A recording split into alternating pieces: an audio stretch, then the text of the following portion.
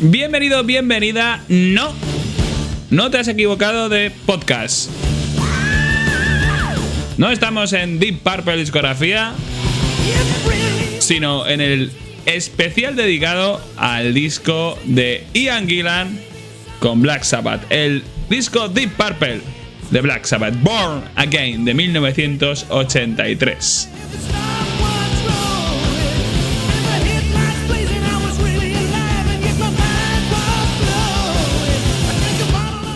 A mí este episodio me recuerda un poquito a cuando hice el episodio sobre One Hot Minute de Red Hot Chili Peppers, porque pasaba un poco lo mismo o parecido a lo que pasa aquí en este disco Born Again, que es la incorporación de un cantante de gran renombre. En el caso de los Chili Peppers fue Dave Navarro como guitarrista, que provenía de otra banda cuyo sonido era totalmente diferente, y que eso va a influir en este disco que graba con esta banda nueva, en este caso Black Sabbath, y que va a ser algo fugaz y totalmente temporal, y que no va a marcar para nada la trayectoria de la banda, sino que va a dejar un disco curioso como una anécdota de cómo cambia el sonido de un grupo si metes los recambios idóneos para que el sonido pueda ser diferente, ni mejor ni peor, simplemente diferente.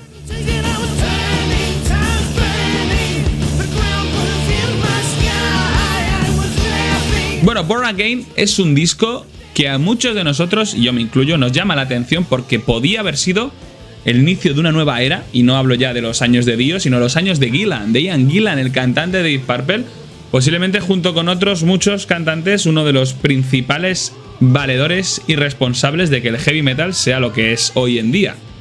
Y ahora hablaremos un poco de su figura porque es muy importante para entender lo que nos estamos encontrando aquí en este año 83 con el disco Born Again de Black Sabbath. Pero además, Born Again tiene la peculiaridad de que es el último disco que grabaría Bill Ward con la banda como batería, después de haber parado y no haber participado en Mob Rules. Y además, quizás el sonido cuya producción ha sido peor llevada, dejándonos un sonido vacío, como pasado por filtros, como con una batería y una guitarra y un bajo un poquito distorsionados y por debajo de lo que suena. Y eso sumado a que la voz de Gillan, tan deep purpleiana, parece que choca con lo que hemos visto hasta ahora. A mí me encantan las rarezas, me encantan las cosas locas, las cosas que rompen con la rutina y que establecen un cambio total.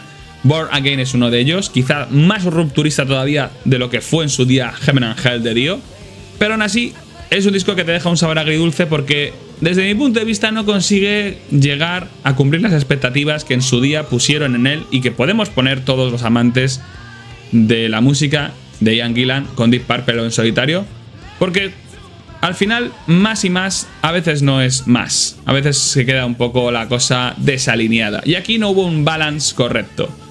Y para ello vamos a hablar en este episodio 11 de Black Sabbath discografía del disco Born Again, nunca mejor dicho además, un título que al igual que Never Say Die iba a ser un poco una declaración de intenciones, dejando claro que la banda renacía, pero quizás ese bebé de la portada, ese bebé demoníaco, maldijo o vio mal de ojo a esta banda ya sin Ronnie James Dio en las voces.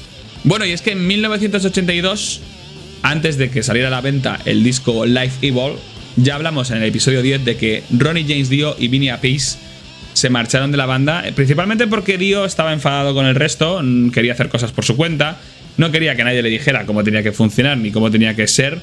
Estaba un poquito endiosado, todo sea verdad, y además tenía ofertas para hacer las cosas por su cuenta, así que Black Sabbath, que al final no era más que un medio para él, para llegar a ser un poco lo que siempre había querido, pues se marchó. Y Vinny Appice debió ver un poco que el futuro estaba con Ronnie James Dio y se fue también con él, con lo cual la banda ahora estaba reducida simplemente a Geezer Butler y a Tony Iommi. Y su futuro era más incierto que nunca, hasta el punto de que Tony Iommi contemplaba la opción de dejar de lado el nombre de Black Sabbath y empezar de cero con otra banda, pero con Butler a su lado. Y este dúo empezó a pensar en cómo sustituir o cómo buscar un nuevo cantante, y se llegó a hablar un poco de, por ejemplo, pedírselo a Robert Plant de Led Zeppelin o David Coverdale de Deep Purple. Porque además, en ese momento, los Deep Purple estaban un poco parados. Coverdale había empezado a trabajar en su proyecto White Snake y era un poco la principal idea que tenían para sustituir a Dio. Robert Plant, de hecho, había hecho una carrera muy potente una vez que Led Zeppelin terminó. al final de los 80 con la muerte de John Bonham, y estaría un poco ocupado con ese rollito de cantante en solitario, de un estilo más ochentero, y David Coverdale, que estaba a tope con Whitesnake, pues tampoco parecía que estuviera un poco dispuesto a unirse a los Sabbath. La idea de Iommi era formar un supergrupo, tanto con Coverdale en la voz y el batería de Whitesnake, Cozy Powell, el cual también había sido batería en la época dorada de Rainbow con Ronnie James Dio y que acabaría trabajando también para Black Sabbath, pero en este primer momento, en el año 83, más o menos, principios, tanto Coverdale como Cozy Powell le dijeron a Iommi que se peinara, que tenían su proyecto de Whitesnake y que estaban petándolo y que no iban a participar en un proyecto con Iommi y con Butler.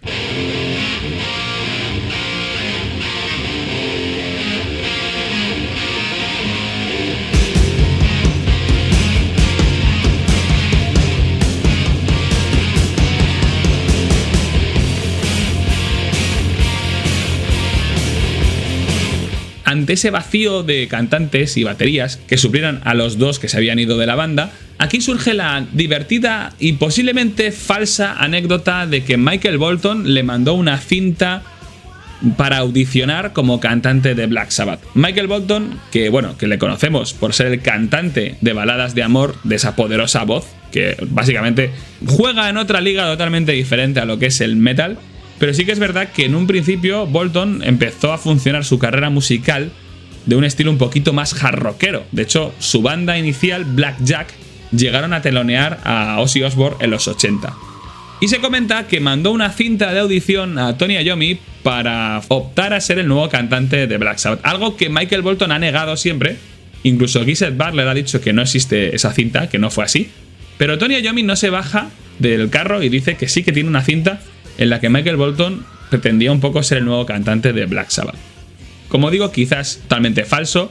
Y entonces, el manager de los Sabbath, que volvía a ser Don Arden, y esto es importante que nos detengamos un poco, fue el que les sugirió que contaran con Ian Gillan. Don Arden, que había sido manager de Black Sabbath en su última etapa, acabó muy mal con ellos, principalmente porque quería que volviera Ozzy Osbourne una vez que le despidieron, y ante la negativa de la banda que volviera Ozzy Osbourne, como ya os comenté en el episodio de Heaven and Hell, intentó un poco putear a la banda quitándoles cositas para que estuviera más incómodo, los muebles de las mansiones, y al final Black Sabbath rechazó trabajar con Don Arden. Don Arden además tenía a su hija Sharon Arden, que acabaría siendo Sharon Osbourne cuando se casaría con Ozzy. Y esto fue lo que hizo que la banda en este año 83 volviera a ser manageada, o que fuera Don Arden su manager, porque aunque siempre se había negado a ser el manager de la banda mientras no estuviera Ozzy Osbourne como cantante, el hecho de que su hija Sharon se hubiera casado o posiblemente empezado a salir con Ozzy Osbourne había hecho que Don Arden cambiara de idea. Quizá porque empezaba a conocer más a Ozzy y se daba cuenta de que no lo aguantaba, o quizá porque tenía manía a su yerno. El caso es que ahora sí quería pilotar a Black Sabbath. A lo mejor por hacer un poco la guerra con su hija, porque Sharon Arden estaba manageando o siendo la manager de Ozzy Osbourne. Y quizá la guerra era un poco más a nivel familiar y a nivel comercial. Pero el caso es que este Don Arden, de nuevo siendo el manager de Black Sabbath, fue el que les recomendó que ficharan a Ian Gillan, que por entonces llevaba fuera de Deep Purple casi una década entera y que había formado su propia banda, que en un principio se llamó The Ian Gillan Band y luego simplemente Gillan, y que había dado un poco tumbos en la última década, pero que había empezado a tener bastante éxito por su cuenta. Ian Gillan no estaba nada convencido con trabajar con Black Sabbath, y su manager le insistía en que por lo menos tuviera una cita, un encuentro con ellos, con Geezer Butler y con Tony Iommi. Y creo que hay fotos de ese momento, del momento en el que se juntan en un pub para beber y beber y beber y beber y beber y beber y beber y beber y beber y beber. Y después de varios días bebiendo, al final Gillan dio el brazo a torcer, pero no recuerda haberlo hecho. Él sabe que cuando acabó el momento de beber ya era miembro oficial de Black Sabbath, había cerrado el trato con ellos, pero no recuerda cómo lo hizo. Era como el típico chiste de la persona que se enrola en la marina tras una noche de borrachera. Pero el caso es que Ian Gillan no se arrepintió y se comprometió a grabar un disco con los Sabbath y a hacer una consecuente gira. Porque un trato es un trato entre caballeros, y este fue consumado en febrero del año 83. 3 meses más o menos después de la marcha de Dio, Black Sabbath tenía nuevo cantante, en este caso Ian Gillan. ¿Y quién es este Ian Gillan? Pues ahora vamos a hablar un poco de él.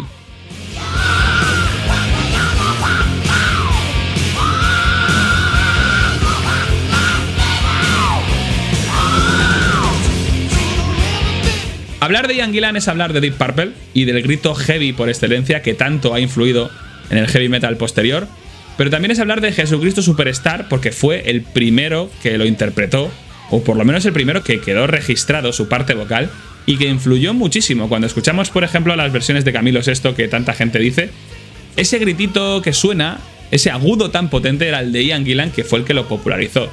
Y salvo alguna excepción, como por ejemplo la de Rob Halford, el Metal God, toda la influencia aguda en cuanto a la parte vocal del metal viene principalmente de este Ian Gillan.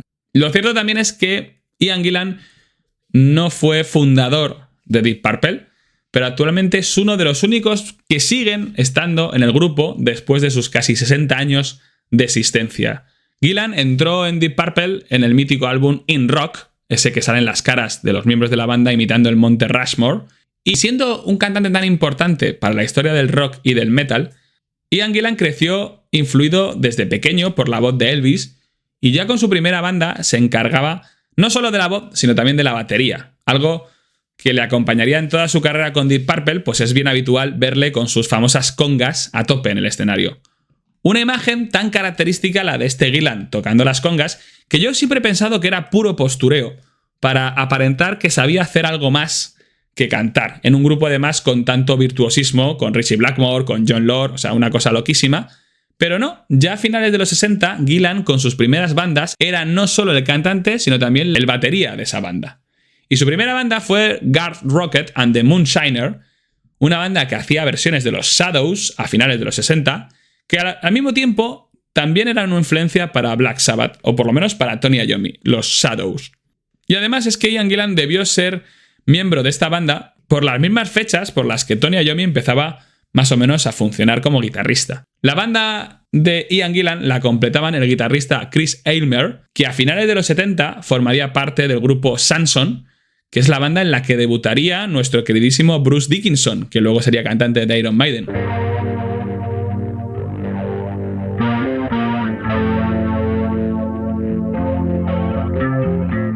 Pero lo cierto es que a Ian Gillan no se le daba muy bien lo de tocar la batería y cantar a la vez.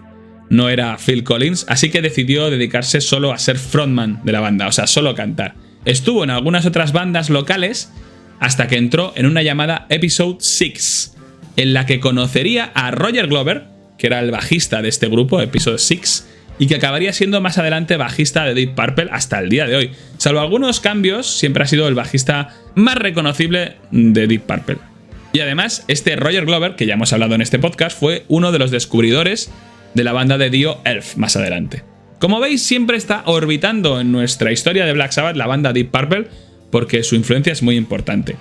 Y es que la banda en la que se metió Gillan, Episode 6, con Roger Glover, era una banda que no llegó a ser muy famosa, solo a grabar un par de singles, pero más o menos a funcionar de una forma semi-profesional, y además sirvió para que Gillan se empezara un poco a curtir como compositor de letras, aunque todos sabemos, los que hemos sido fans de Deep Purple, que las letras de Gillan no son cosa del otro mundo, no son pura poesía a lo Butler, ni tampoco epicidad a lo Ronnie James Dio. Pero en esta banda, Episode 6, tanto Gillan como Roger Glover se hicieron muy amigos, y en el año 69, cuando Deep Purple, habiendo alcanzado cierto éxito con sus 3 primeros discos, de un corte un poco más blues mezclado con la música clásica, decidieron cambiar su sonido y hacerse un poco más hard rockeros, y para ello les hacía falta cambiar de cantante y de bajista. Por entonces tenían a Rod Evans, el primer cantante de Deep Purple, y su bajista Nick Simper, que no encajaban bien en esos planes de Jon Lord y Ritchie Blackmore de ser más hard rockeros. Entonces les despidieron. Y Ritchie Blackmore, Jon Lord e Ian Pace fueron a ver actuar a Episode 6 y quedaron fascinados con la voz de Gillan y le pidieron que se uniera a ellos como cantante, al tiempo que le preguntaban si conocía algún bajista que podría funcionar.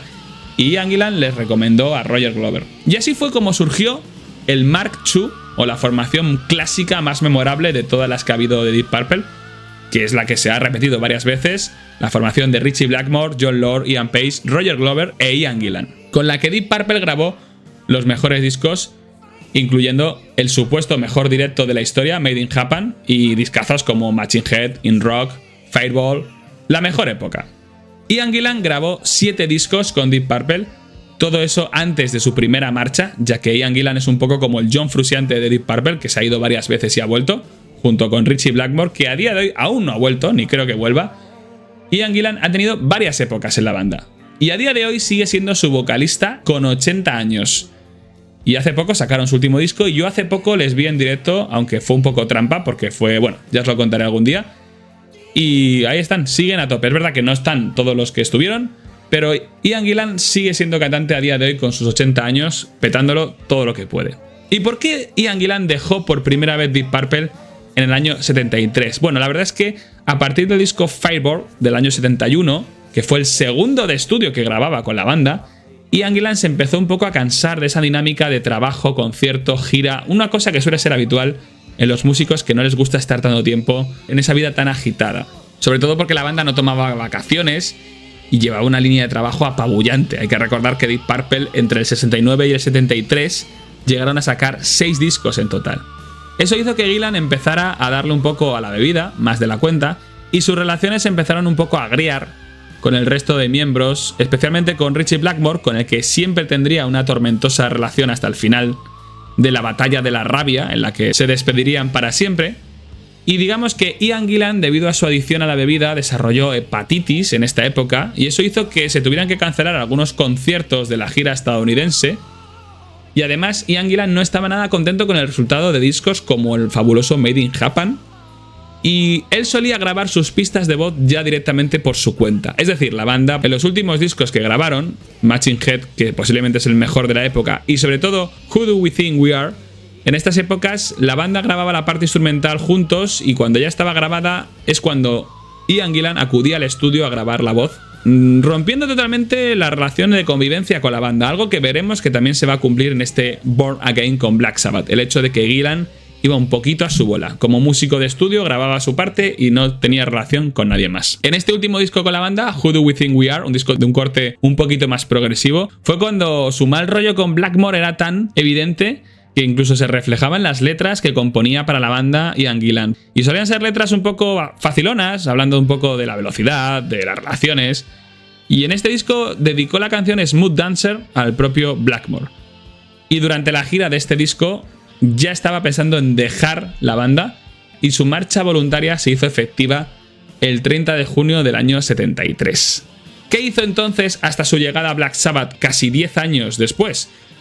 Pues bueno, en un momento Ian Gillan decidió dejar un poco de lado la música y encargarse un poco de hacerse rico invirtiendo en el negocio hotelero y en el de las motocicletas, pero tuvo muchas malas experiencias en cuanto a que sus negocios más o menos todos se acabaron hundiendo, no consiguió ser successful con ellos, y estuvo una época sin cantar. De hecho, la primera vez que Gillan volvió a cantar y actuar en vivo fue para suplir también a Ronnie James Dio en el último minuto, porque su compañero de Deep Purple, Roger Glover, había hecho una ópera que la estrenó con mucha gente, y el que iba a hacer las voces era Ronnie James Dio, pero se dio de baja en el último momento, y entonces fue Ian Gillan el que llegó al teatro para cantar la ópera de Butterfly Ball, compuesta por su compañero de Deep Purple, Roger Glover.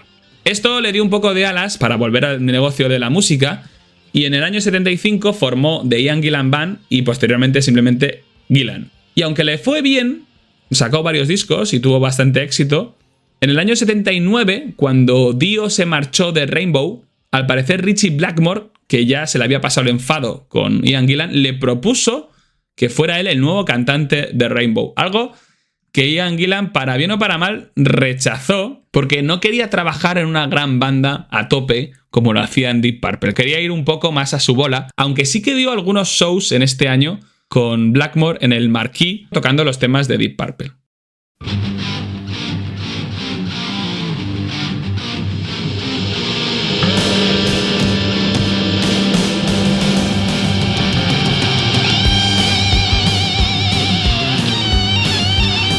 Con su banda Gillan lo petó bastante, hasta llegaron a decir que algunos de sus discos eran mejores o estaban a la altura de Machine Head, y cabe destacar que en esta banda Gillan fue donde empezó a tocar el guitarrista Yannick Gers en los últimos discos de Gillan, que sería más adelante uno de los guitarristas de Iron Maiden. Pero Gillan cerró el proyecto ya que Ian Gillan consideraba que sus cuerdas vocales estaban un poco dañadas y que debía descansar. Y esto fue un poquito más o menos al tiempo en el que le llegó la oferta en el año 83 de Black Sabbath. Pero lo curioso es que esta oferta no iba a ser un proyecto de Black Sabbath como tal. La idea de Iommi era formar un supergrupo con Ian Gillan, también se lo iban a decir a Bill Ward, que al final acabaría cediendo, y ponerse un nombre que uniera un poco los 4 miembros nuevos. Pero Don Arden, que es el de las ideas, en este episodio vamos a ver que tiene ideas horribles y que va a condicionar mucho lo que va a ser esta época en la banda, les dijo que tenían que aprovechar el nombre o la marca de Black Sabbath para este disco, aunque fuera con Ian Gillan. Y la banda cedió. Le pidieron por último a Bill Ward que volviera a la banda, que no estaba en ella desde Heaven and Hell, y este, que estaba en Los Ángeles viviendo, rehabilitándose de su adicción al alcohol, le pareció buena idea volver a tocar y acudió a Inglaterra a grabar este disco Born Again, que grabarían en Inglaterra por primera vez desde Sabbath Bloody Sabbath, y que se iba a convertir además en el último disco que Bill Ward, batería fundador de Black Sabbath, grabaría con su banda. Bueno, como os he dicho, el disco fue grabado entre los meses de mayo y junio del 83 en los estudios de Manor, que están en Oxfordshire, en UK. Era una propiedad, y puede que lo siga siendo, de Richard Branson, el propietario del sello Virgin Records, y fue el lugar donde se grabó el Tubular Bells de Michael Field, por ejemplo, entre otras cosas, y fue grabado en esos meses entre mayo y junio para ser publicado este disco el 12 de septiembre de 1983 para el sello Vertigo Records. El disco de nuevo fue producido por un productor externo, en este caso Robin Black, que ya había trabajado con ellos en Sabotage como ingeniero de sonido, pero también Tony Iommi recuperó un poco la mano como productor y se encargó de trabajar de esa forma. De hecho, en los créditos aparece producido por Black Sabbath y Robin Black. De este álbum solo se extrajo un single, que fue la canción que abre el disco, Thrashed, que ya la hemos escuchado, que fue sacado en octubre del 83. Y aunque la banda tenía pensado quedarse a grabar y vivir en esta mansión, en The Manor, que era una casa increíble, y lo es, al parecer Gillan iba un poco a su bola. El ex cantante de Deep Purple se instaló fuera de la casa, levantando una carpa, o tienda de campaña gigante, en los terrenos de la mansión, con muchas comodidades, teniendo cocina y de todo, pero en un intento solitario de no coincidir con sus compañeros en la casa. Como digo, un poco parecido a lo que hacía con Deep Purple. Según él, porque era mejor para su voz, pero para el resto les parecía como una especie de señal de que Ian Gillan no pensaba quedarse mucho tiempo con ellos en la banda. El estilo de Gillan, el cual se encargó principalmente de todas las letras del disco, era bien diferente, tanto a nivel vocal como a nivel lírico, sobre todo a lo que habían hecho antes Dio y Geezer con las letras de la banda. Desde su etapa en Deep Purple, Ian Gillan le gusta hablar un poco sobre relaciones sexuales, coches veloces, temas mucho menos épicos de lo que hacía Dio o menos poéticos como hacía Geezer. De hecho, la canción Thrashed es un buen ejemplo de lo que cuenta, porque también habla de cosas que le han pasado a él como persona, y en este caso la canción Thrashed cuenta la anécdota de cómo estrelló el coche de Bill Ward contra la mansión, volviendo un día de tomar algo, y el coche ardió en llamas y tuvieron que sacarle, o tuvo que salir con el coche ardiendo. Este coche de Bill Ward, que era suyo, le fastidió bastante verlo totalmente destruido al día siguiente, y como venganza, Bill Ward robó el barco que tenía amarrado en el río cercano de la mansión de Ian Gillan y lo dejó tirado por ahí.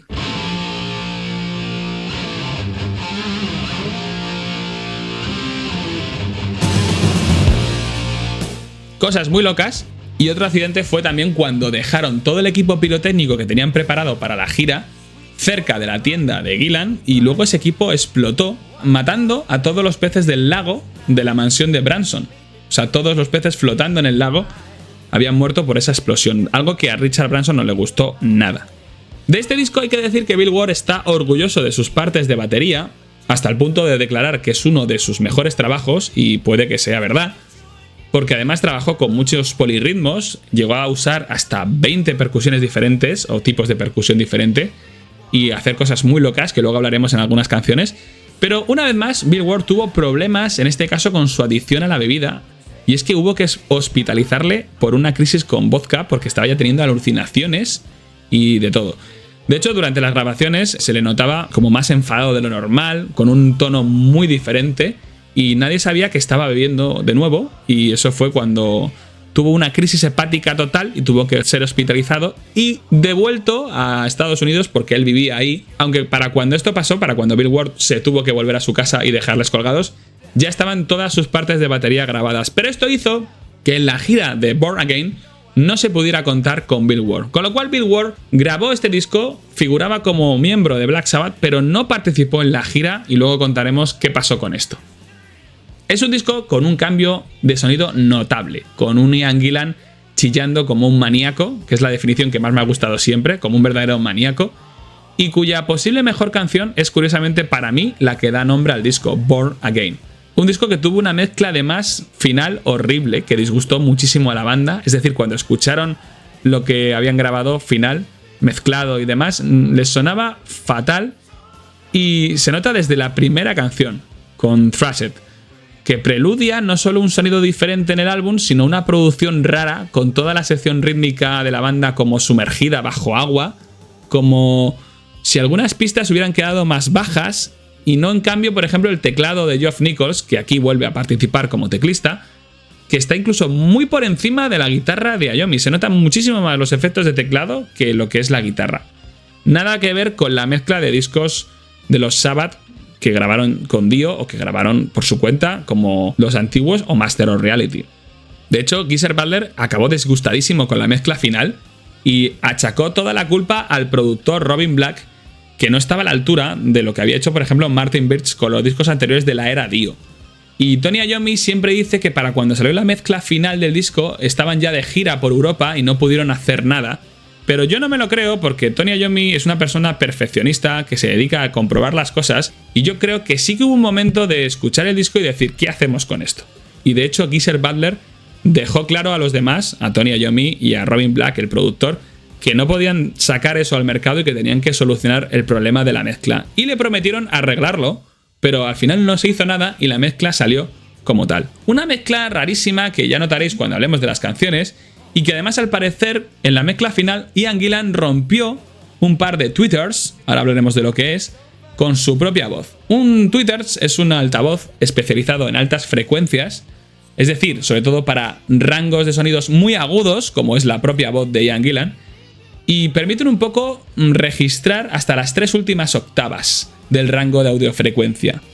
Y esto fue lo que Ian Gillan rompió sin que nadie se diera cuenta en la mezcla final, poniendo sus partes de voz demasiado altas, y eso se nota mucho en canciones como por ejemplo Disturbing the Priest, que la voz de Gillan es pasmosa.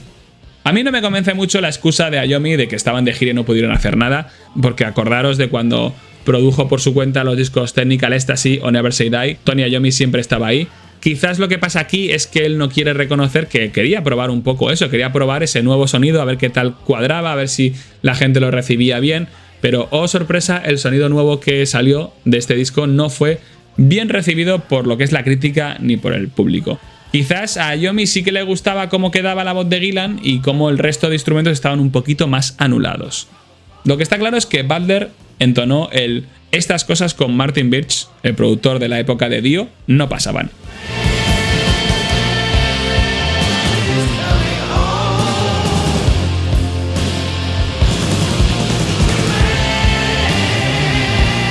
Cuanto a los créditos y el personal del disco, tenemos a Ian Gillan a las voces, a Tony Iommi con guitarras, con efectos de guitarra, incluso con la flauta, Geezer Butler con el bajo y con efectos de bajo, y Bill Ward con la batería y con la percusión. También tenemos a Geoff Nichols a los teclados, y en algunas ediciones de este disco, ediciones deluxe de 2011, aparece acreditado Beth Bevan, que fue el batería suplente para la gira, debido a que hay algunas canciones grabadas en directo. Tenemos todo un equipo de producción que va desde Black Sabbath hasta Robin Black, y hay que hablar de la portada, porque es una de las portadas más polémicas de la historia no solo de la banda, sino también del rock.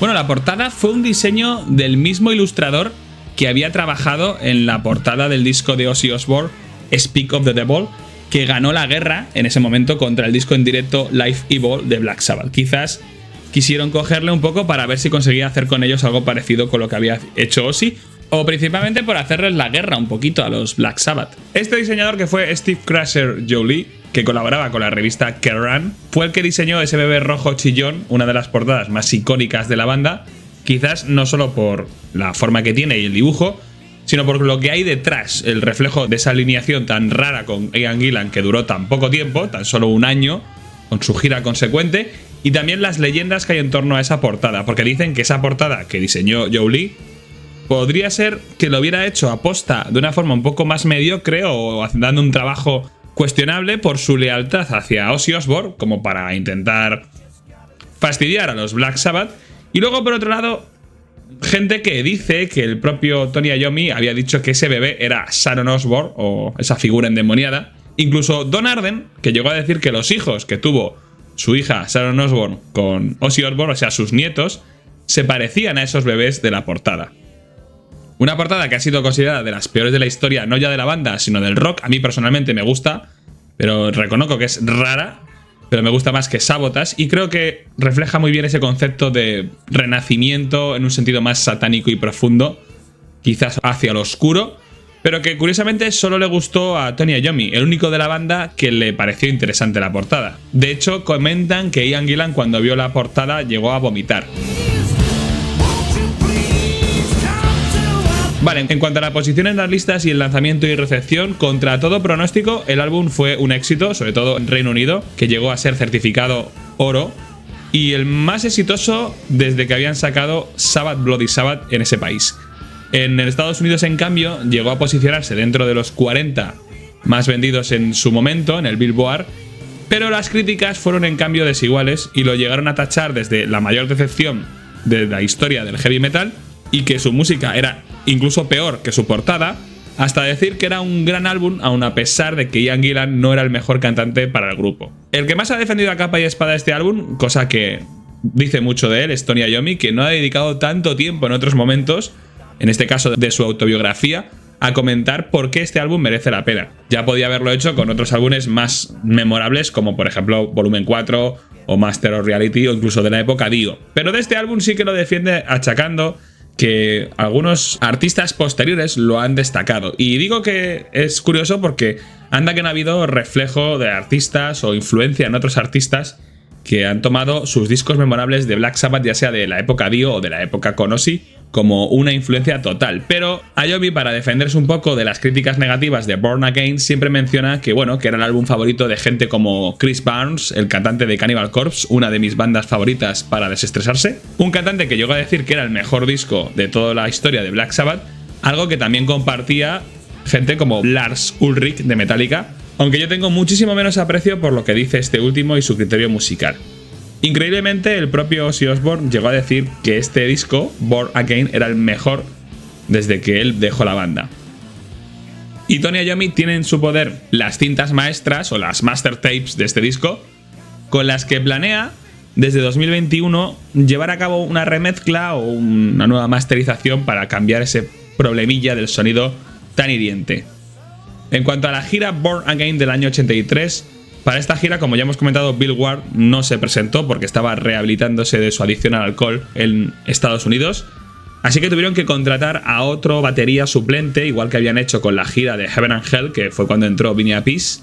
Pero en este caso, su suplente, que duró muy poco, igual que lo que duraría esta formación con Ian Gillan, provenía de otro mundillo diferente, y el suplente fue Beth Bevan, que había tocado la batería con la banda la Electric Light Orchestra de Jeff Lynne, que era la otra gran banda setentera que tenía Don Arden en su catálogo como manager.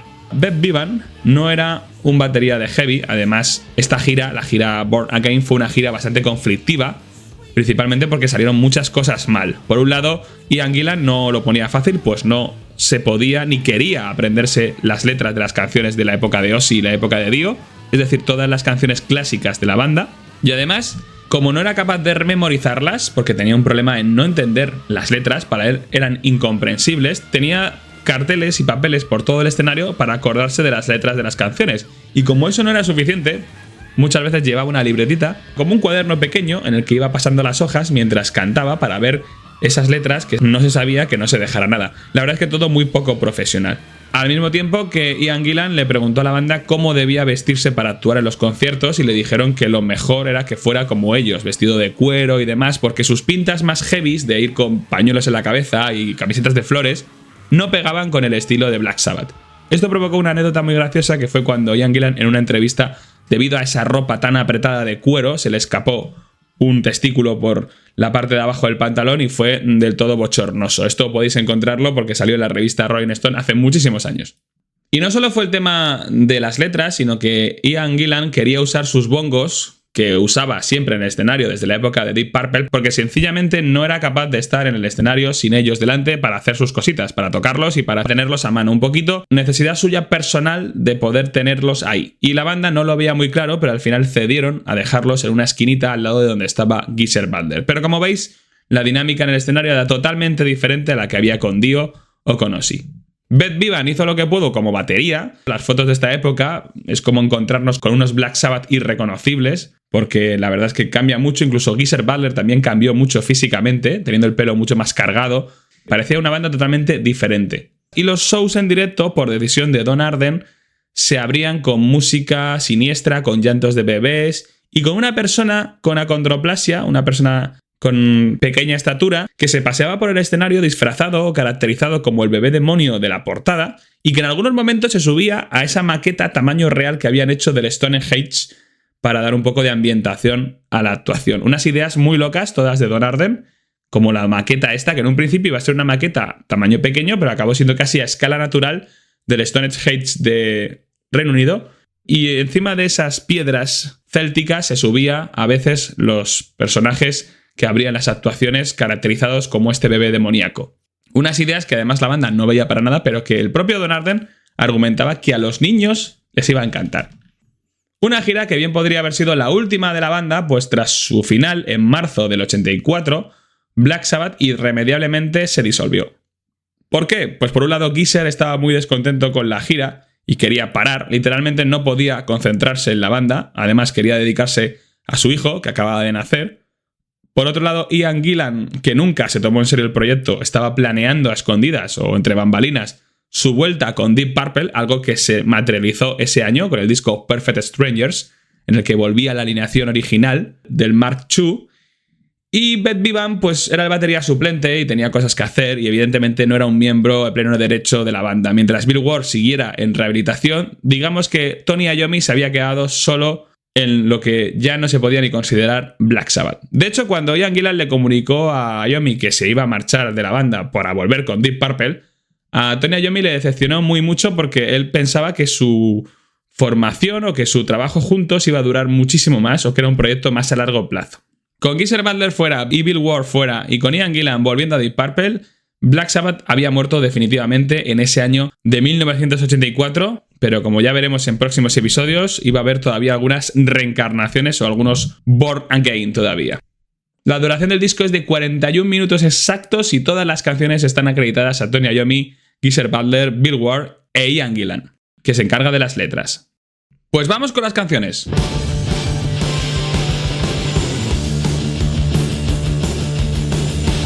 Bueno, ya desde el principio podéis notar la producción sonora cómo es tan curiosa. ¡Vamos, Ian Gillan! Un poquito de grito.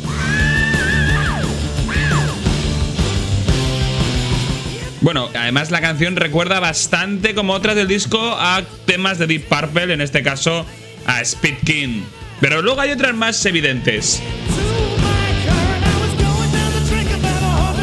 Bueno, la letra es curiosa, bebía una botella de tequila, me sentía realmente bien, cogí una cinta.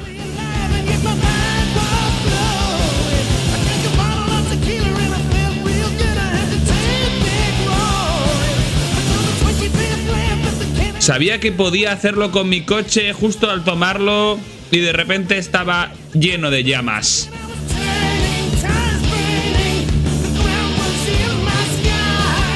Bueno, la letra, como sabéis, refleja ese incidente que tuvo Ian Gillan con el coche de Bill Ward, que llegó a estrellarlo, y de ahí este Thrashed, primer tema del disco, que además fue el único single del disco. Una canción que además se nota mogollón la sintetización o los efectos de teclado de Geoff Nichols, mucho por encima de lo que es la guitarra, el bajo e incluso la batería. Mirad, el riff está muy bajo, pero eso es lo que suena más, que es el teclado de Geoff Nichols. En este disco además se nota mucho. Otra vez. El bajo y la guitarra haciendo ese... Vamos a cambiar.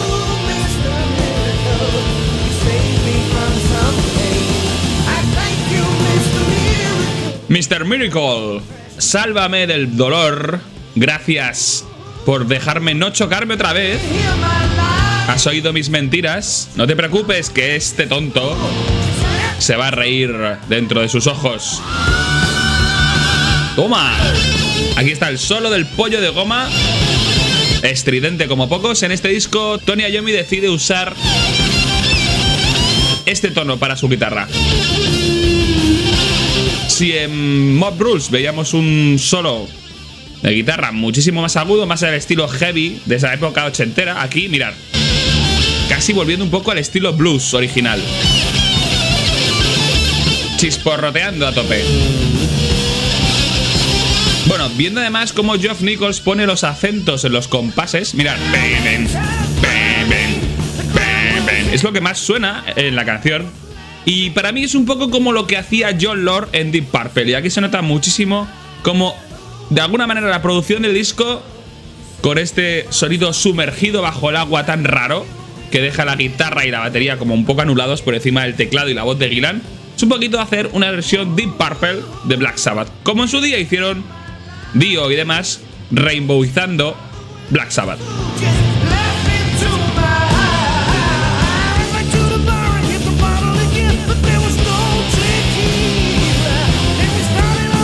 Además es que, como os he dicho al principio, suena muy parecido a las canciones que podían haber hecho famoso a Ian Gillan en Deep Purple al principio, como Speed King o demás. Luego además lo veremos todavía más evidente.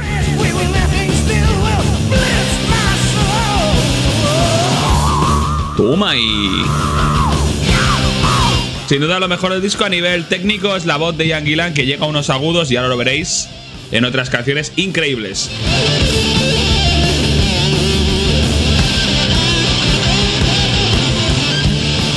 Y esta canción, Thrashed, la primera del disco y único single, se cierra con un fade out para meternos de lleno en la siguiente, que era un poquito la que usaban como para crear ambiente siempre entre canciones, una cosa que suelen hacer mucho los Black Sabbath desde siempre en todos sus discos. Y esta canción, Storage Hates, creo que lo he pronunciado bien, es una instrumental bastante lograda dentro de lo que es el rollito del disco Born Again, con mucho efecto.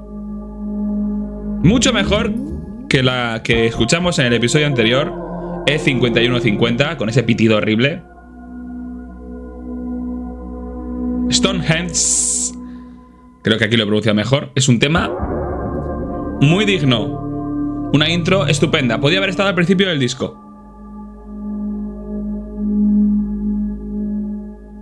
Fantasmal. Recordemos que esta simbología céltica y británica sobre el culto con estas piedras ancestral de los primeros pobladores de las islas se vio recogida en lo que fue la gira de este disco. Mirad cómo sube. Aquí Geoff Nichols se viene arriba y una guitarra super ambient, ahí muy suave. Totalmente logrado este tema para crear la pausa y la calma que te hace falta con una canción tan acelerada como fue Thrashed y que hemos disfrutado. Una pulsación como la de un corazón ahí sonando, y son los latidos del corazón de Bill Ward, que aquí no ejecuta su batería, pero ahí está, queriendo hacer entender que algo está vivo en este lugar místico de ritual celta. Increíble. Y todo este tema ambient, que dura escasos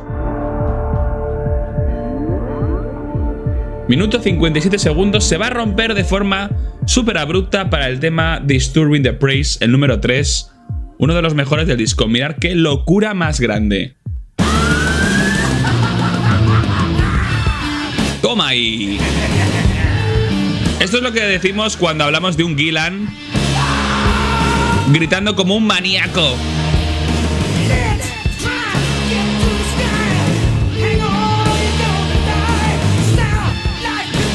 Posiblemente la canción más heavy del disco.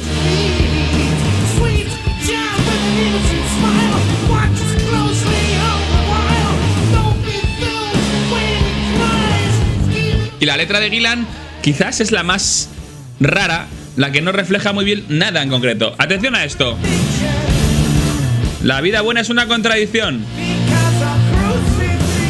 debido a su crucifixión. Toma ahí. Si estás listo y tienes la necesidad, tomaré tu alma y plantaré mi semilla. Poquito más estilo Dio. Mirad aquí. Esta es la percusión de Bill Ward, que le llevó un rato hacerla. Y esos efectos aquí recuerdan muchísimo a canciones como Heaven and Hell, que solo sonaba el bajo, la batería y los efectos de guitarra. Eso es una cosa heredada de los Black Sabbath de Dio. Aquí marcando mucho el tiempo y con esos efectos medievales quizás. Vamos para allá. Vamos, Ian Gillan, dánoslo. Una estructura muy parecida a las canciones que hacían con Dio, solo con el bajo, la batería, acompañando la voz de Gillan.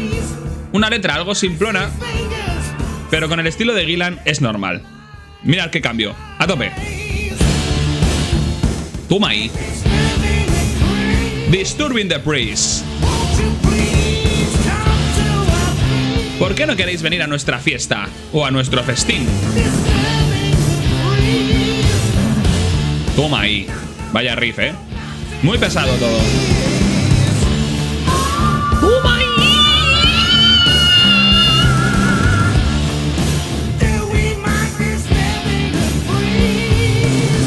Madre mía.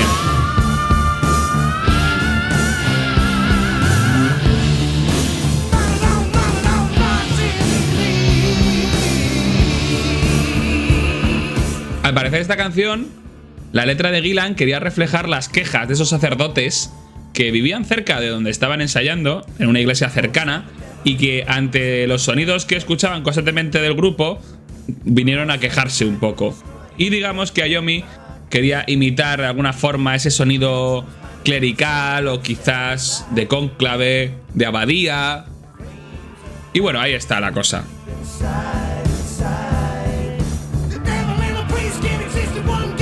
Al parecer también en esta canción hay unos polirritmos que lleva a cabo Bill Ward con más de 20 piezas de percusión, aunque se notan poco, la verdad. Es una canción en la que Iommi está bastante ausente en todo el tema, salvo en el riff inicial, que era muy bueno, y ahora cuando se vuelve más pesado todo en el estribillo. Toma otra vez. La batería está como súper cargada. Es una producción sonora muy rara, aquí lo podéis ver también.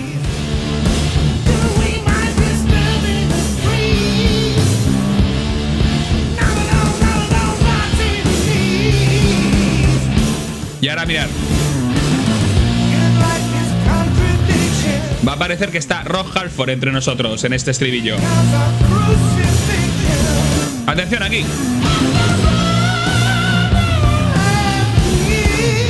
Bueno, quizás en el primero se ha notado más, pero yo tengo la teoría de que Ian Gillan, si quisiera, podía haber sido perfectamente un Rob Halford de la vida, pero nunca le fascinó demasiado el metal y se metió más en el hard rock. Toma aquí también. Joder, madre mía. Sin duda este disco en un 80% es la voz de este maestro. Otra vez, el solo inicial. Muy atonal, muy como que rompe la estructura que se ha creado. Y yo creo que es lo que pretende. Pretende como crearte una disconformidad con el sonido. Una tensión que luego va a tener que resolver.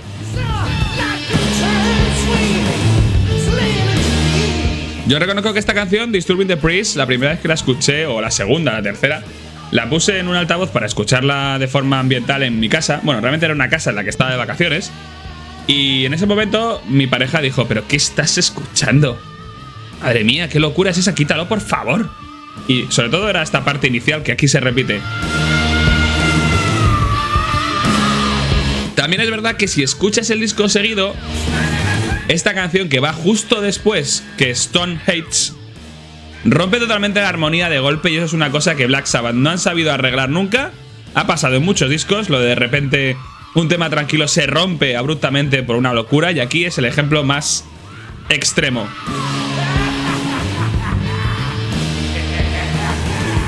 Risas de loco. Madre mía, qué locura de canción.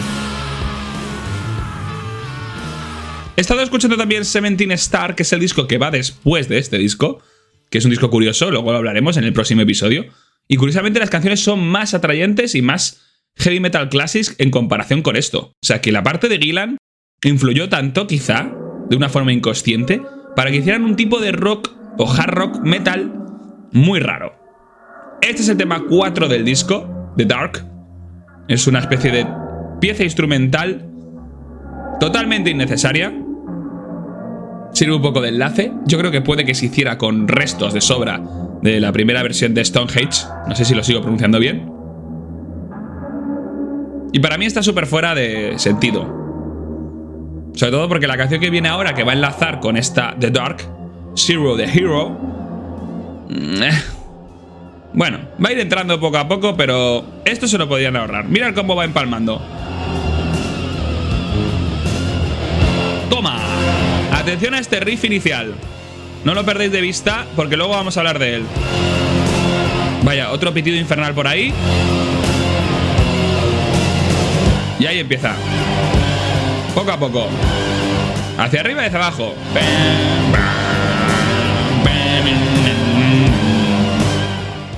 Y el riff. Escucharlo bien, ¿eh? A ver si os suena algo.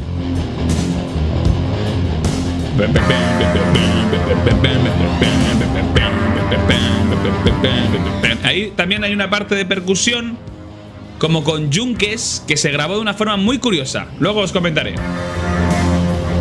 Zero the Hero, el tema 5. Madre mía, cómo marca aquí el yunque. Entra Gillan.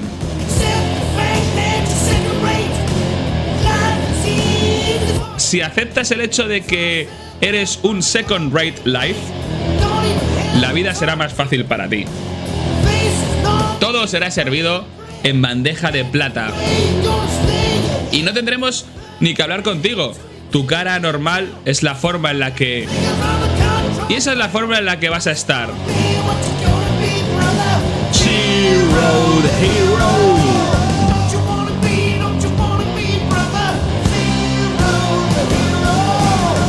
¿No quieres ser hermano? Zero the Hero. ¿Cuándo vas a ser hermano Zero the Hero? Aquí Gillan ha vuelto un poco a un estilo Super Deep Purple. Después de la anterior canción, aquí se nota mogollón. Toma ahí la percusión. Esta percusión, al parecer, fue grabada con un yunque golpeando un cubo de agua que bajaba Bill Ward con una palanca, supongo, con una especie de polea para golpearlo. O sea, cada vez que suena ese... es un cubo de agua dando contra el yunque de forma funcional. Ahí está el riff, mucho más alargado, mucho más pesado. Lento, pero pesado. Y al parecer este riff fue, según el propio Tony Iommi, y puede ser que sea así porque tiene su parecido total, el que inspiró el riff de la canción Paradise City de Guns N' Roses, la cual os dejo aquí. La verdad es que suena bastante parecido, no hay que negarlo. Esta es una versión un poquito más lenta, pero el riff es muy parecido.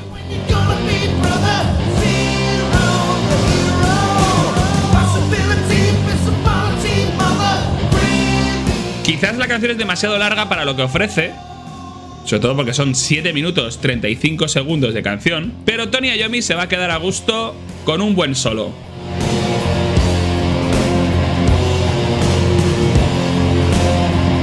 Ahí empieza.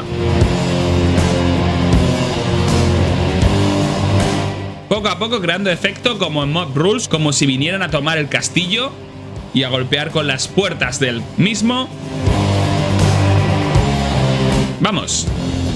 Volvemos al riff de Guns N' Roses, Paradise City, un temazo, ya lo sabéis, lo habéis podido comprobar, está ahí.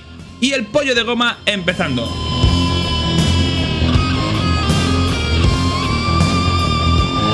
Muy tranquilo, es como una sesión muy de jam, marcando ahí. Y ahora ya el solo que poco a poco va a despegar.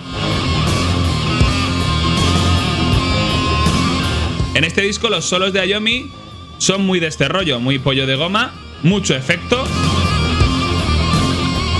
muy poco New Wave o British Heavy Metal y un poquito más tirando casi al blues. Un poco a caballo entre el blues primigenio y el hard rock.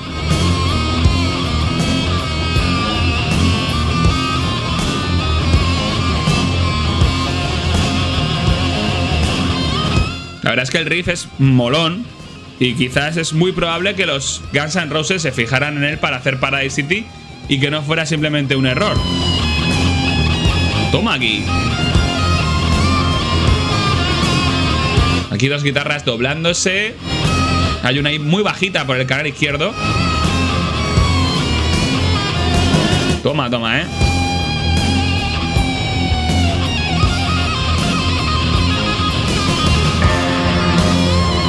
Volvemos a la percusión del yunque. Esta parte final del tema es bastante chula.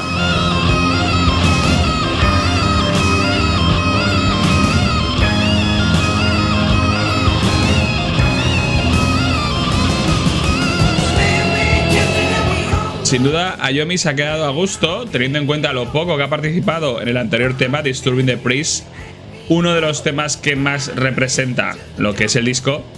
Y este Zero the Hero, pues no queda mal, para mi gusto es quizás demasiado largo, y se podía haber reenfocado a una canción un poquito más de jam, un poquito más aprovechando que ese riff es bueno. Y quitando esta parte de Gillan que a mí no me gusta tanto. Este estribillo pegadizo tan facilón. Mirad.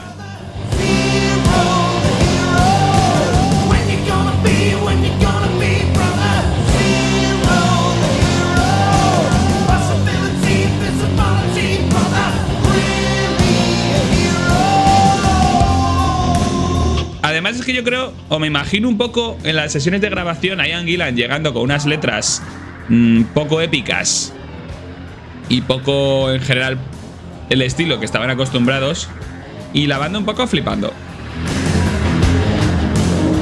En esta canción además se nota también mucho la sintetización de Geoff Nichols, que a mí me sigue llamando la atención muchísimo que a este hombre solo le usen para hacer efectitos, porque podría dar mucho juego. No digamos que se convirtiera Black Sabbath en un grupo de metal progresivo con teclado y con solos de teclado a los Jordan Rades, pero podrían darle muchísimo más juego, porque a día de hoy, con todos los discos que ha grabado ya con la banda, sigo creyendo en lo que dijo Ozzy de que no les hacía falta para nada un teclista. Y quizás solo para crear efectitos se queda la cosa como muy corta.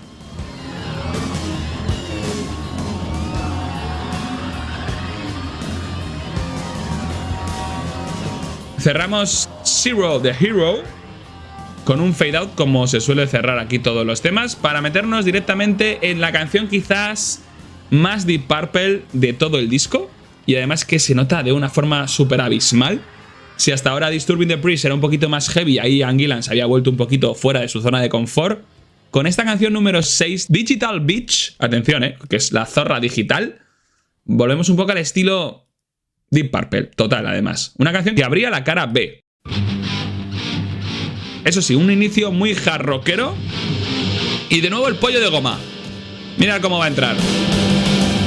Vamos para allá. ¡Toma! Madre mía, te está desgarrando la cabeza.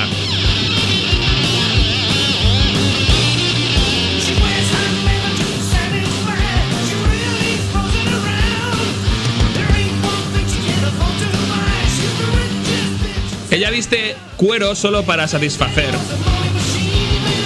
Ella es la zorra más rica del pueblo. Mira, realmente aquí Ian Gillan ha cantado 8 versos en menos de 15 segundos. Es casi rap. Aquí ha cantado súper rápido, como hacía en Speed King. O sea, se ha marcado 2 párrafotes de poesía en un momento. Vamos otra vez. Vamos de nuevo. Toma ahí.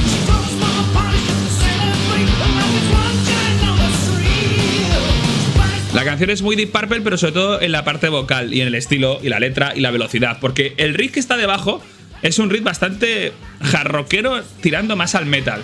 Estribillo. La verdad es que la letra es horrorosa. Mantente alejado de la zorra digital, es muy rica la zorra digital. Madre mía, está a la altura de la canción Lazy de Deep Purple, que si habéis escuchado la letra habréis flipado también como yo. Ayomi con su solo. Y el riff por debajo. La batería sigue sonando como muy hacia arriba.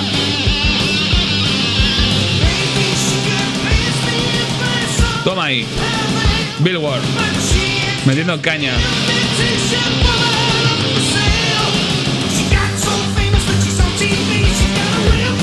Recuerda muchísimo esta canción a Highway Star de Deep Purple, sobre todo en este verso, porque es la misma estructura súper rápida de Ian Gillan cantando.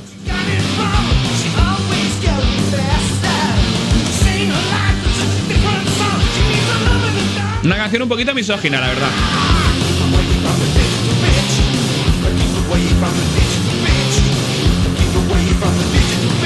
Aquí realmente el estribillo es lo mismo el riff que la parte vocal de Gillan. ¡Toma! Esto parece un poquito rollo Motley Crue.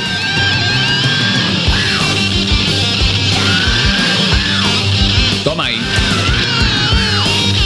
Y ya te digo que no es raro que aquí encuentre yo semejanzas con lo que luego iba a ser el glam metal, porque suena muchísimo los riffs y el estilo de parar justo el tempo y la batería para que suene solo el riff a lo que entonces estaba haciendo en bandas como por ejemplo Motley Crue. Y el disco Shop at the Devil de Motley Crue era del año 83, justo cuando salió este disco Born Again. Toma ahí. Desde luego este es un rollo de canción a caballo entre el Deep Purple y el glam metal, o quizás el estilo que se estaba manejando entonces de metal en esos años 80 a mediados. Y después de esta canción Digital Beach, con una letra, como digo, bochornosa en comparación con lo que hacía Dio, vamos a ir un poquito con la mejor canción del disco, sin duda, al menos para mí. Born Again, la que da título al álbum. Temazo, donde aquí sí que funcionan los efectos de sonido que han creado para la guitarra de Ayomi, que parece que está debajo del agua. Mirad cómo suena. La batería sigue estando en un tono un poquito por encima del resto, a mí no me gusta, pero la guitarra totalmente sumergida. Y los efectos de Geoff Nichols entrando. Y aquí Ian Gillan nos va a entregar posiblemente una de sus mejores interpretaciones vocales en toda su historia, ¿eh? En Deep Purple y en Black Sabbath. Y además quizás es donde Gillan más se va a intentar asemejar al estilo que se le pedía de cantante de heavy. Mirad. Toma ahí. Si miras a través de mi ventana, bien dentro de mi cuarto,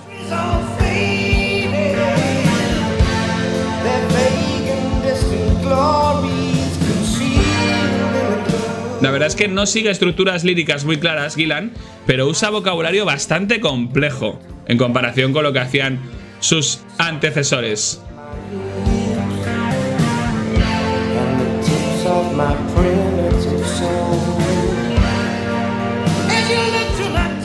La estructura de guitarra es la misma todo el rato y con unas capas de efectos de Geoff Nichols. Como os digo, seguramente pasada por algún filtro para dar ese efecto profundo, que quizás es el mismo que se ha usado en todo el disco, pero que en esta canción queda súper bien. Ya os digo, como si tocara debajo del agua.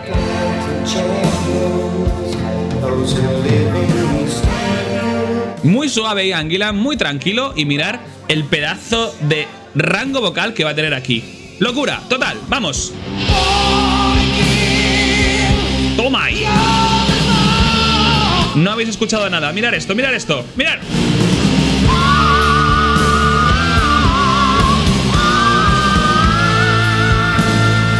¡Madre mía! Esto lo he intentado hacer yo y no he sido capaz, evidentemente. El grito de Gillan, por llamarlo grito, es genial.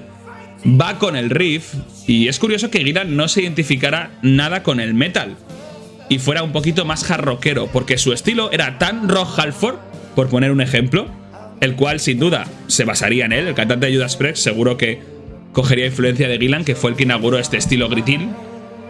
Y su juego con los agudos es de una forma tan sublime en esta canción que madre mía. Y si os ha gustado esta primera parte, este primer estribillo, con ese grito, es que el segundo, que es lo mismo pero más loco aún, os va a dejar totalmente patidifusos, abismalmente locos y locas. Es una baladita, es un tema un poco tranquilo, aunque la letra es un poco curiosa y un poco rara. No sabes identificar qué es lo que pasa aquí. Una persona que está un poco en su cuarto, sufriendo, viviendo lo que sería un renacimiento. De ahí viene el concepto de Born Again. Y atención, que volvemos.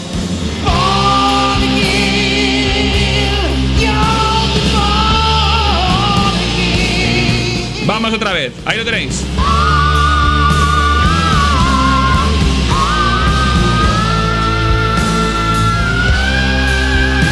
Vamos. De nuevo, de nuevo. Oh, madre mía. Si quieres ser el rey por un día, haz lo que digo. Renace, nace de nuevo.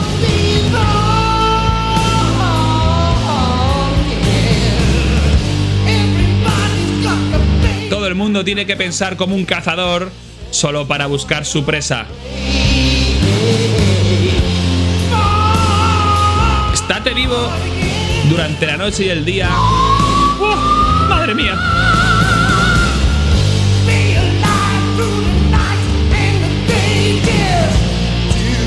Hazlo a mi manera.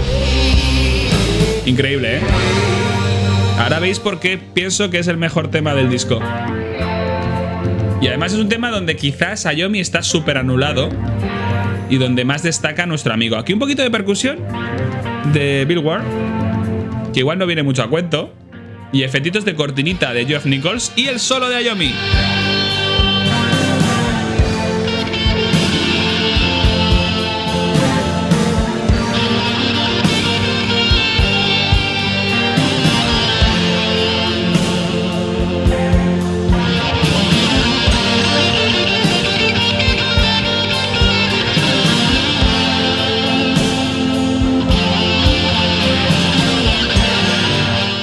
Bueno, un temazo total. Espero que os haya gustado. Yo la primera vez que lo escuché, llevaba un tiempo escuchando el disco, evidentemente, porque esta es la canción número 7.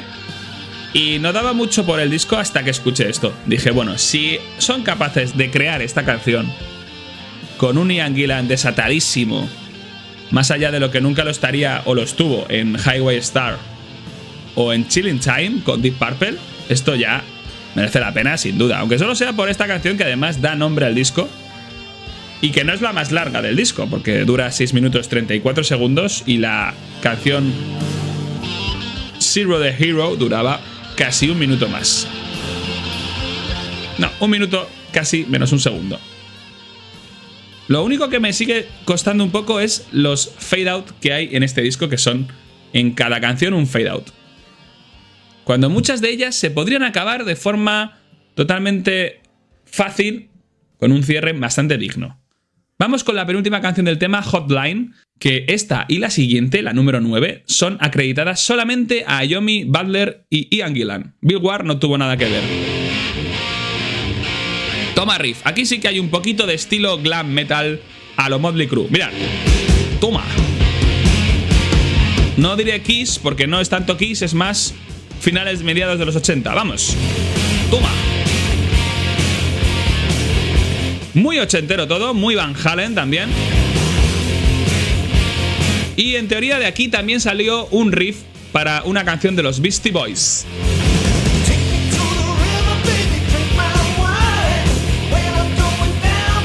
Las letras que le gustan a Ian Gillan: llévame al río, bébete mi vino, dirige mi religión.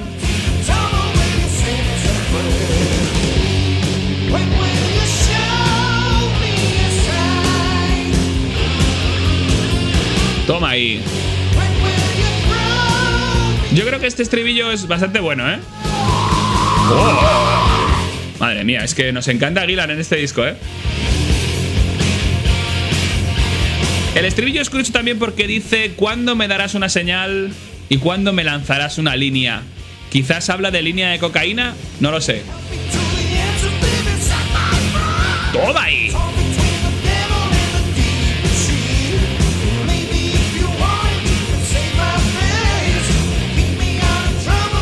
Atención a esta parte, mirad.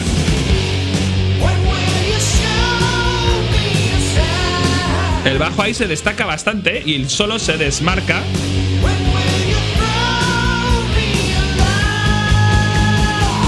¡Toma!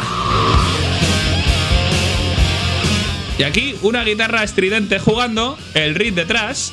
Un riff que seguramente, según Iommi, los Beastie Boys, o mejor, Rick Rubin, se agenció para la canción que de hecho les dio la fama a los Beastie Boys, You Gotta Fight For Your Rights to Party. Esta canción que les dio un poco el estilo más rockerillo. Cambio de rollo. A tope los cascabeles de Bill Ward. Madre mía. Madre mía, este hombre. Joder. Si es que nos da igual ya los solos de guitarra de Iommi teniendo a Ian Gillan cantando de esa manera. Madre mía. Toma ahí.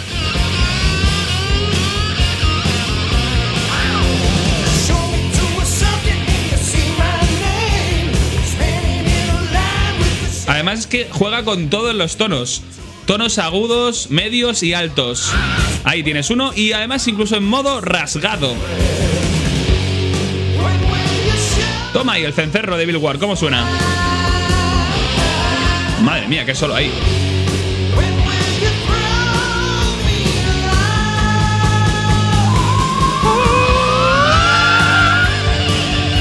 Toma solo.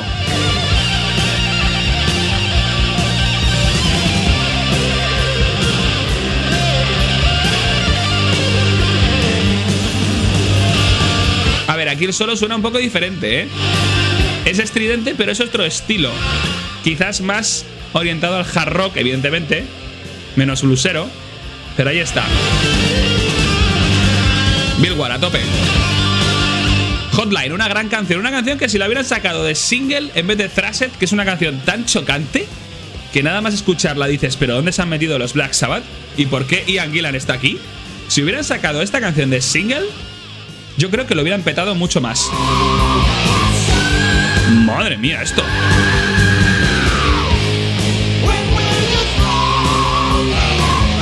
Madre mía, pero ¿estáis escuchando esto? Joder. Madre mía.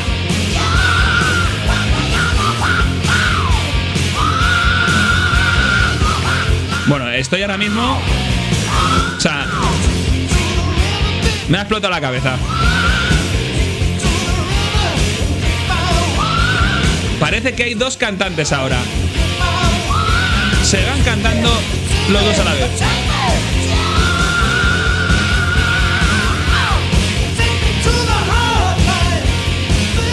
Madre mía, este hombre.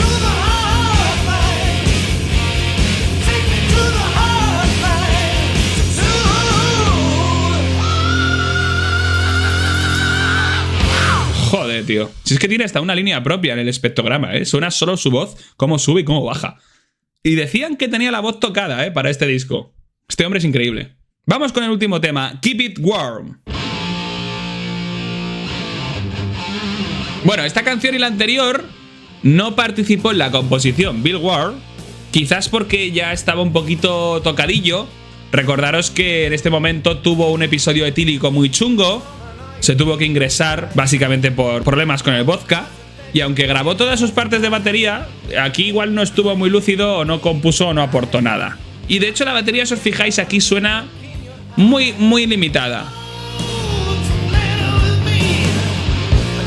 Y no hemos hablado de eso, de la importancia de Bill Ward en este disco, porque es el último disco que grabaría con Black Sabbath. Y además uno de los que se siente más orgulloso de sus partes de batería.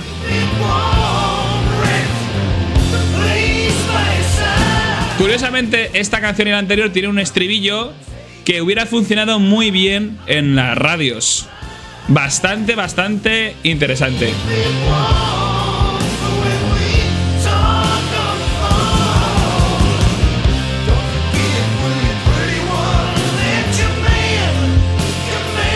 La letra es verdad que es bastante también bochornosa, porque de pasar de hablar de duendes, de brujas y de rollo medieval, o de temas existenciales con Geezer Butler, a hablar de una persona que mantiene una relación con otra mujer y que le dice: hey, pretty one, que tu hombre está llegando a casa, es un poquito, no sé, demasiado de cero a nada.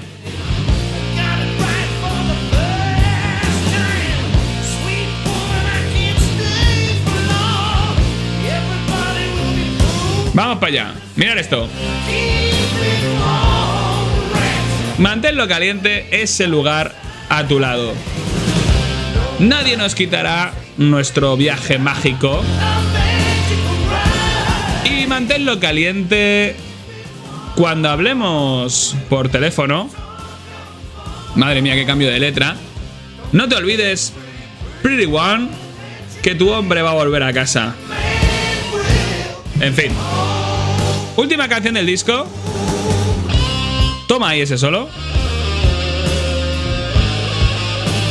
Y nos va a servir para hacer el cierre de este disco, este episodio, este momento épico. Una rareza total en la discografía de Black Sabbath. Y es que Born Again, el disco del año 83 con Ian Gillan, es un disco que mucha gente reseña como uno de sus favoritos de la banda. Gente de subgéneros del metal como el death metal, en el caso del cantante de Cannibal Corpse. Y a mí me parece un disco a reivindicar, porque nos mantiene unos Black Sabbath en la línea de lo que habían hecho durante los 80 con Dio, cambiando totalmente de estilo, incorporando a un cantante de la talla de Ian Gillan y entregándonos un material rarísimo, quizás no bien producido, con un sonido sumergido que choca totalmente con lo que estábamos acostumbrados, sobre todo a los niveles de estilo limpio y de heavy metal clásico que había dado la época de Dio. Aquí el productor Robin Black no hizo su mejor trabajo y de hecho Tony Iommi sigue considerando rehacer este disco, a ver si lo consigue. Pero a mí me llama mucho la atención y me hace peculiar gracia hablar de un disco en el que figura el cantante de Deep Purple y le da su toque personal. Y quizás es la principal gracia y novedad que tiene la oferta de Black Sabbath. Y es que cantantes que van pasando por el grupo le dan su toque y dejan su huella en una carrera de un grupo que de por sí ya tiene lo suficiente como para avanzar. Y en este año 83, Black Sabbath perfectamente podía haberse retirado, haber vivido de sus rentas y podía haberlo hecho sin problemas, pero decidió seguir, explorar nuevos caminos, y este Born Again es un ejemplo de ello, con un Geezer Butler, un Tony Iommi un poquito perdidos, pero un Ian Gillan brutal, con unos tonos, con unos agudos, con unas voces que merecen la pena, unas canciones que no son malas, con letras un poquito bajando el nivel de lo que tenemos acostumbrados, pero que funcionan de cierta manera. Y la última entrega de un Bill Ward con la banda, su última grabación para Black Sabbath, que aunque la batería sigue siendo curiosa y no está nada bien desarrollada a nivel de sonido, ahí está el hombre. Una época gloriosa, posiblemente el último momento de Black Sabbath para darse a conocer en los niveles más mainstream, y un ejercicio de mitomanía al unir a dos personalidades como Ian Gillan y los propios Black Sabbath.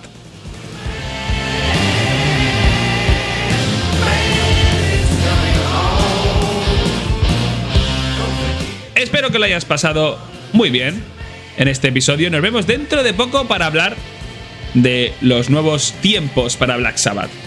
Mientras tanto, y como siempre, sed felices, disfrutad de la música y hasta pronto.